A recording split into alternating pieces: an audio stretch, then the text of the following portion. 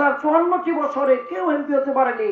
একটিবার সুযোগ এসেছে আমাদের প্রিয় নেতা আহমেদ আজম খানকে ভোট দিয়ে, আপনারা দানিশ শেষে ভোট দিয়ে জাতীয় সংসদে পাঠিয়ে এমপি নির্বাচিত করবেন। আমরা বিশ্বাস করি আগামী নির্বাচনে আপনাদের সকলের দোয়ায়, পীর আউলিয়াদের দোয়ায় বিএনপি রাষ্ট্রীয় ক্ষমতায় যাবে, গেলে আজম ভাই একজন মন্ত্রী হবে। আর মন্ত্রী হলে আমি কথা দিয়ে যেতে চাই, আজকে আউলিয়ার সামনে আমি কথা দিয়ে যেতে চাই, এটা কিন্তু সহজ কথা নয়।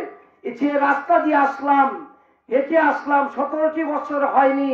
যদি আহমেদ আজম খান এমপি হয়, ইনশাআল্লাহ প্রথম বছরে এই রাস্তা করে তারপরে এই বাড়িতে এই মাহফিলে আমি আসব।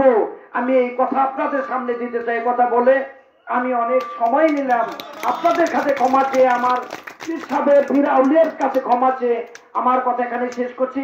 আপনারা ভালো থাকুন, কল্যাণের সাথে থাকুন। আগামী বছর এই চাঁদ রাতে এইসব চাঁদমুখ নিয়ে যেন এই আউলিয়ার সামনে যেন আসতে পারি, আপনারাও সকলে যেন আসতে পারেন, মালিকের কাছে প্রার্থনা করে আপনাদের দীর্ঘায়ু কামনা করে আমার কথা শেষ করছি।